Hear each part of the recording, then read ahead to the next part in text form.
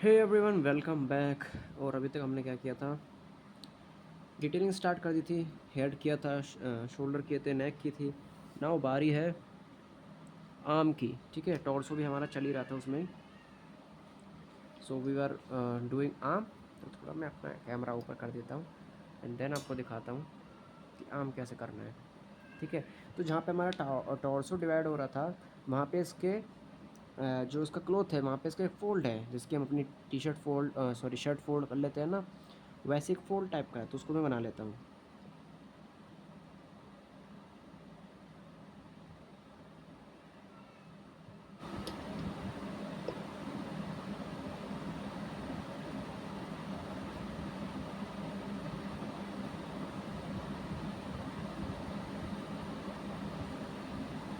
ठीक है, इसका आर्म जो है उसको हल्की हल्की आउटलाइन दे देता हूँ मैं।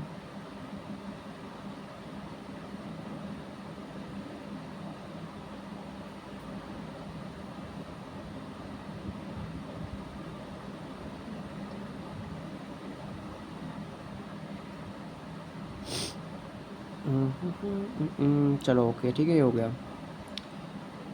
अब यहाँ पे मैं थोड़ा सा आउटलाइन दूंगा, जिससे एक बस क्रिएट हो जाए कि हाँ यहाँ पे आर्म है। इसको और हम शेडोज़ वगैरह भी देंगे, पर बाद में, अभी नहीं। Okay, so this was the cloth arm. इसके नीचे भी थोड़ा सा क्लोथ है, उसको मैं ड्रॉ कर लेता हूँ, जो कि ट्रॉसो के डिवाइडेशन से थोड़ा सा नीचे आ रहा है।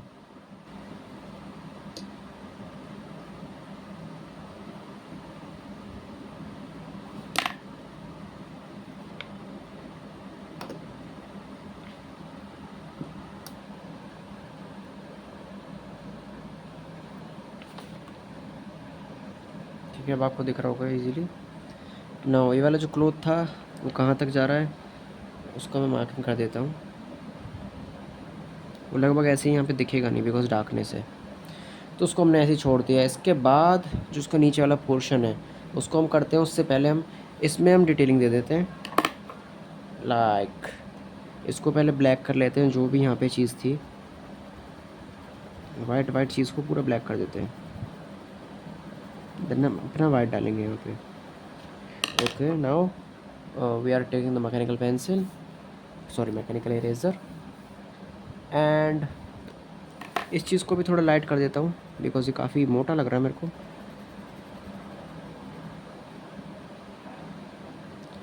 Now it's good. और यहाँ पे जो कॉलर बोन था उसके नीचे थोड़ा शेडो। अब मुझे इसको स्फेयर के ऊपर ऊपर वाली साइड पे आगे हाईलाइट्स, नीचे वाली साइड पे शेडोज़ मोनो से करूँगा, because that is more precise. And edge वाला पार्ट से स्ट्रोक्स डालने हैं नीचे की तरफ, जहाँ पे फ्लो जा रहा है क्लॉथ का। ठीक है, अब ऊपर से हम थोड़ा स्ट्रोक्स वगैरह भी कर सकते हैं, बिल्कुल कर्व मैनर में, जैसे फ्लो जा रहा है बॉडी का।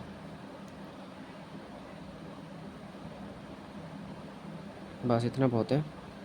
एंड नीचे वाले एरिया में हल्का हल्का, बहुत ही ज़्यादा हल्का कर सकते हैं, लाइक मिड टोन और समथिंग।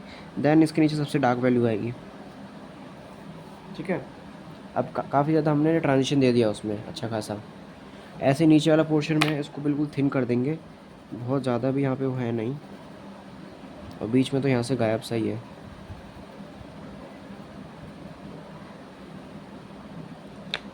इसके नीचे भी शेडोज़ दूंगा, बिकॉज ये क्लॉथ जो है, जब यहाँ पे एक क्लस्टर सा बना हुआ है, तो उसके नीचे शेडोज़ भी बनेगी। एंड अगर मैं यहाँ पे बात करूँ शेडोज़ की, तो यहाँ पे रैंडमली बना सकते हैं हाईलाइट्स। थोड़ा बहुत कर्व होता है ना क्लोथ्स में, तो उसकी वजह से शेडोज़ आ जाती है। सॉरी, शेडोज़ नहीं, हाईलाइट में थी, ऐसे शेडोज़ कह रहा हूँ। ठीक है, अब इसका टॉर्सो थोड़ा अच्छा लग रहा है हेड के कंपैरिजन के साथ। ये नाउ इट्स रिफाइंड, और ये थोड़ा बचा है, दोनों पार्ट। इसको हम कर लेते हैं। Now I will come to the next part. इसको भी फटाफट से कर लेते हैं, एंड थोड़ा बहुत डिफाइनिंग डिटेलिंग है, then we will be done after that. अगर आपको मेरी बोलने की स्पीड ज़्यादा लग रही हो, तो स्लो करके देख लेना या फिर बार बार आप रिवाइंड करके देख लेना। ट्राई करूँगा धीरे धीरे कहने की, धीरे धीरे एक्सप्लेन करने की, ठीक है। अब इसका गाउन में डिटेलिंग करूँगा बिकॉज इसमें थोड़ा सा ज़्यादा डिटेलिंग का वर्क है। इसका हैंड जो है, देखो इसका हैंड जो है उसको ड्रॉ करना है हमें।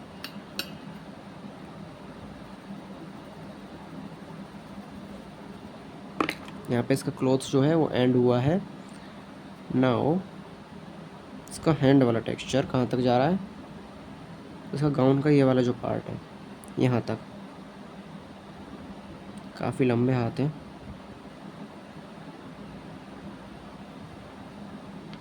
अगर हम देखें तो जो हमारे हाथ होते हैं वो यहाँ तक जाते हैं, तो ठीक है यहाँ तक ही बनाएंगे।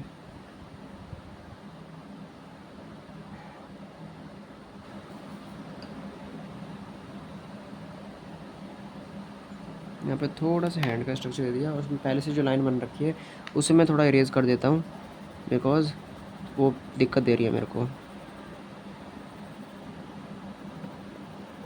तो क्लॉथ वाला टेक्सचर जो है वो हम ऊपर तक ही रखेंगे बिकॉज़ थोड़ा सा मैं शॉर्ट कर रहा हूँ अब, वरना ज़्यादा लंबा हो जाएगा। इतना बहुत है,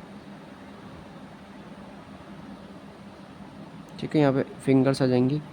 अब इतना फिंगर्स का डिटेल्स वगैरह वो तो हम देखेंगे नहीं बिकॉज़ यहाँ पे फेड ही हो रहा है, तो इतना मतलब रखता भी नहीं है डिटेलिंग करना।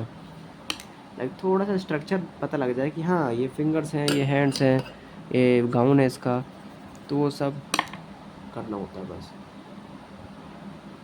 ठीक है। That's fine. अब इसका थोड़ा बहुत हम वो कर देते हैं कि एक सिलेंड्रिकल शेप में है हमारा लिम्ब जो है, तो आगे हाईलाइट आएगी एंड पीछे शेडोज़, तो उसके लिए थोड़ी सी मेहनत और एंड वी आर डन, ठीक है।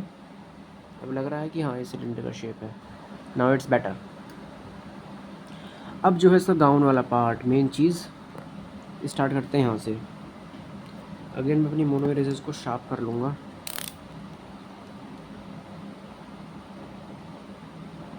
ठीक है, ध्यान से शार्प करना, आपके हैंड्स में जो है लगने नहीं चाहिए।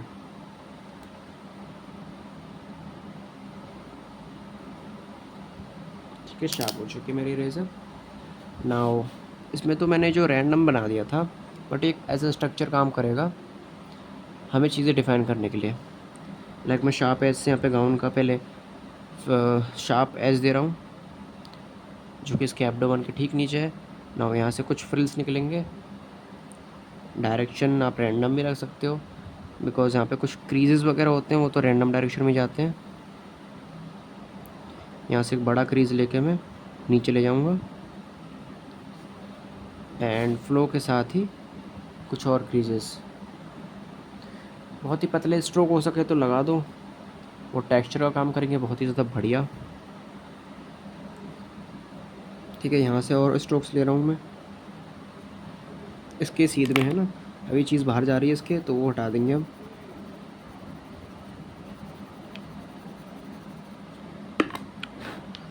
ठीक है, अब इतना चीज़ हो गया। अगर इतना कर लिया तो type done in the chat. मैं भी देखूँ कौन कौन कर रहा है साथ साथ में।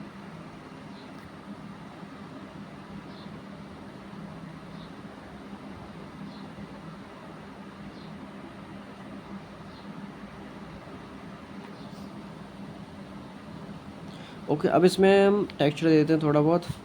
लाइक यहाँ पे थोड़े से क्रीज शार्प स्ट्रोक्स देने हैं। ओके, जो उसका फ्लो होगा वहाँ पे, लाइक ऐसा फ्लो गाउन का यहाँ पे है, तो इससे हम कनेक्ट कर रहे हैं नीचे लाइन से।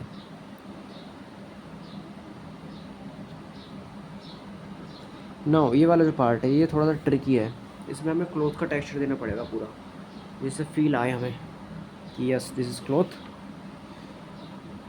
अभी हम इरेजर्स देंगे, देन हम पेंसिल से भी करेंगे। ओके, तो this is where we start. Mechanical eraser से भी कर सकते हैं बड़े एरियाज़ पे।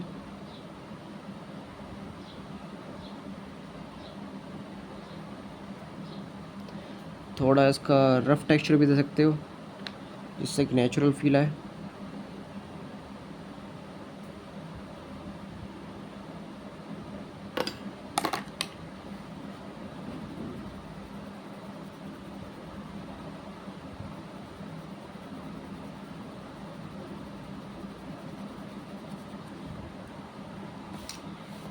Okay, then this is it. और इसके जो हैंड के नीचे से मैं कुछ लाइंस ले आता हूँ, लाइक इसके गाउन में से आ रही हैं ये लाइंस। जो भी चीज़ ने पहनी हुई है मुझे तो पता नहीं है, बट मोनोरेल से कर रहा हूँ मैं बिकॉज और मेरे को प्रिसाइज चाहिए। मतलब आपको स्विच करके देख लेना चाहिए कि कौन सा आपको परफेक्ट बैठ रहा हो। कभी कभी मेरे को मैकेनिकल इरेजर ज़्यादा अच्छी लगती है छोटे एरियाज़ पे, क्योंकि उसमें विड्थ ज़्यादा है तो स्ट्रेंथ ज़्यादा बनती है। ये थोड़ी वीक है।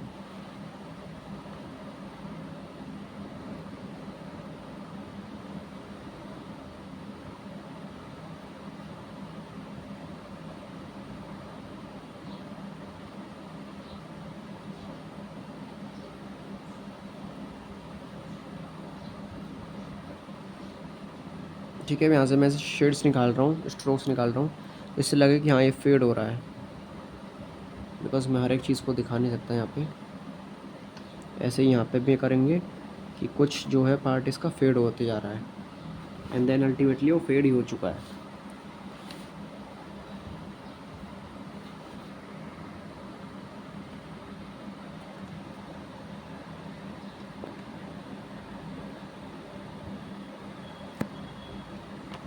यहाँ से गाउन को थोड़ा नीचे वाला नीचे तक स्ट्रोक्स देंगे, बिकॉज ऐसा भी नहीं लगे कि उड़ के कहीं जा रही है, लाइक ऐसा लगे खड़ी हुई है बस। ठीक है, तो बहुत पतले स्ट्रोक्स दे देंगे minimum visibly, then we will be done with the right view. Okay, now ये लग रहा है कि हाँ ये नीचे है स्ट्रोक्स इसके।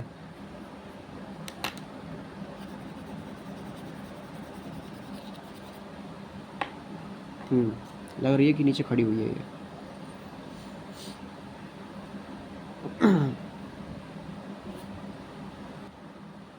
बस इसका विंग्स और ये वाला पार्ट बचा, देन हम पेंसिल से करेंगे और हमारा आर्ट हो जाएगा कंप्लीट। देखो अब इसको टेक्सचर कैसे देंगे, मैं इसको पूरा वाइट कर रहा हूँ।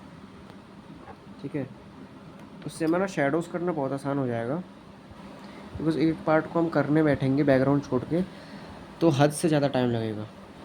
तो मैं अंदर का पार्ट जो भी है आउटलाइन करने के बाद उसे मैं कर रहा हूँ मैकेनिकल एरियर से वाइट वाइट पूरा। आप डिफरेंट वैल्यू दे सकते हो, कहीं पे ज़्यादा लाइट कहीं पे ज़्यादा वाइट, उससे और नेचुरल आएगा फील। ठीक है, मैं जैसे कि यहाँ पे ना एक पैच छोड़ देता हूँ, उससे ऐसा लगेगा कि बीच में कर्व्ड है ये जो क्लॉथ है, और यहाँ पे दोबारा से मैं कंटिन्यू कर लूँगा। यहाँ पे अगेन एक गड्ढा छोड़ देता हूँ,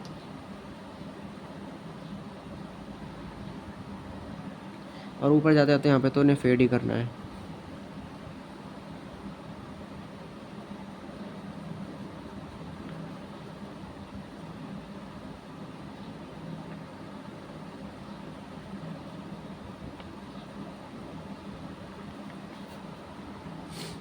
ओके, समझ में आ रहा है ना। अब इसका जो है यहाँ से और लाइंस निकाल सकते हैं, बट मैं निकालना नहीं चाह रहा हूँ बिकॉज मेहनत काफ़ी लगेगी। We will not do that now, we will move to the wings in the next part.